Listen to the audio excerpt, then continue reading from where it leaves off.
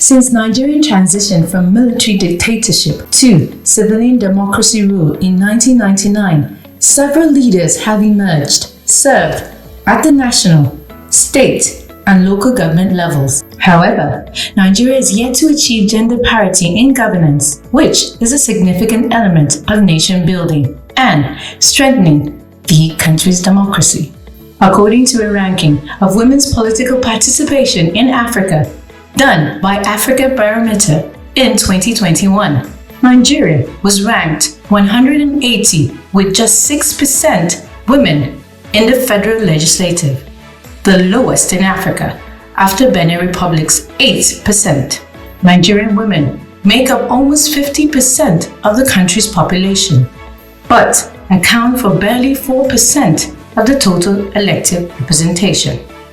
From 1999 to present, there have only been 13 women appointed into the executive arm, and 34 seats out of 469 seats were occupied by women voted into the federal legislative arm of government, the highest being between 2007 and 2015. Fortunately, countries like Rwanda, South Africa, Senegal, and Ethiopia have set the tone with over 35% representation in their parliaments.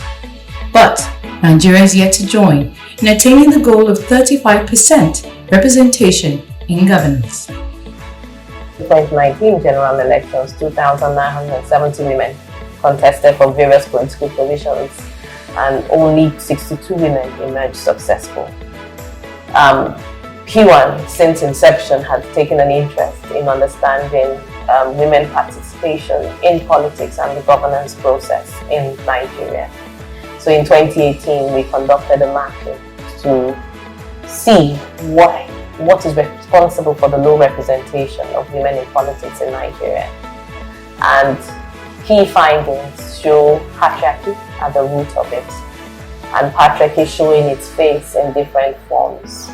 So you see patriarchy even within the party system, where you have certain seats are not within the domain of women to vie for within the internal party system. Then you have the issue of cultural barriers that taint women or put women in a negative light when they want to or desire to contest for public office. Then we also now look at socio-economic hindrances, looking at how accessibility to funds, accessibility to financial independence for women, making it high cost for us to participate in the elections. And then closely linked to patriarchy again, I'll say, is mentorship. How do you mentor women to be able to take up some of these positions? Over the past 3 years, with support from the National Endowment for Democracy, NED, we have implemented a project which is tagged Beyond Voting, Increasing Women's Participation in Politics, with the aim to build a community of women who are conscious and can participate in the political process in Nigeria. This project have had 3 components: the political leadership, mentorship program, grassroots awareness and sensitization, and support for women in government.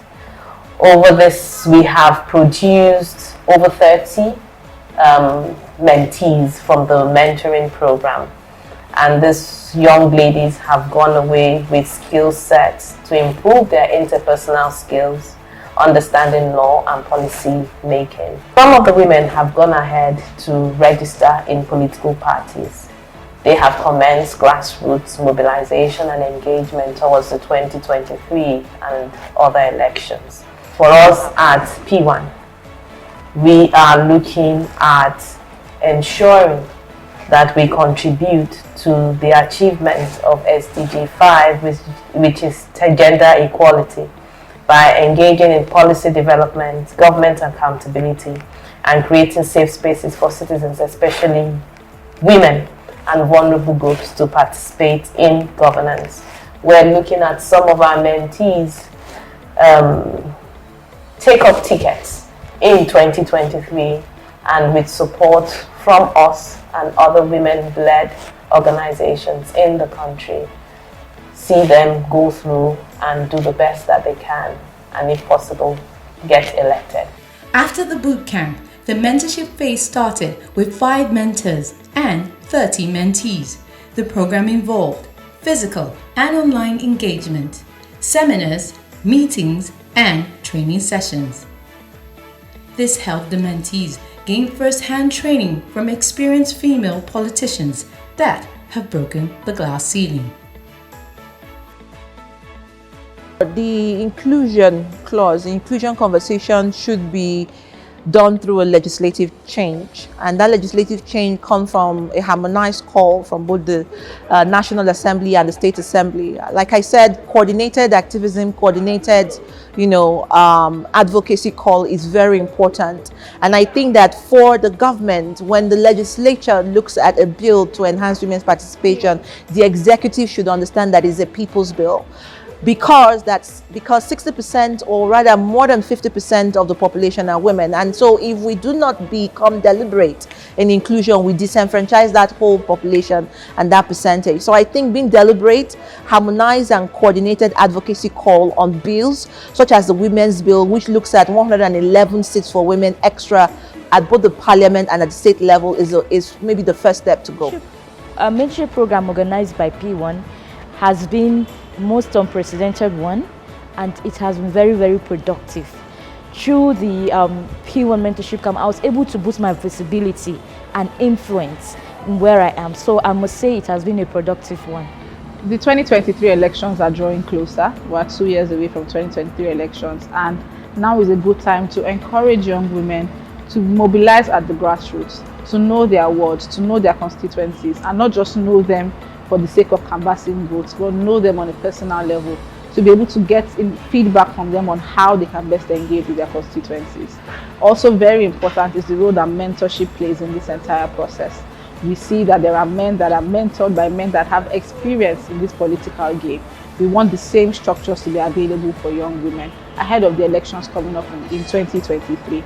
And finally, we are seeing a lot of laudable improvements as regards to legislations and the political environment that supports women, one of which is the bill to alter the constitution to create special seats for women at the state and national assemblies.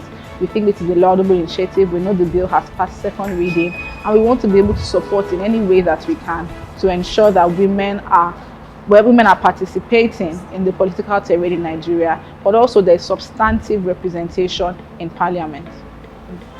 As a mentee of PWAN, I have benefited a lot, so I intend to go into politics fully, because initially I didn't have interest in politics. I wouldn't want to be involved in conversation around politics.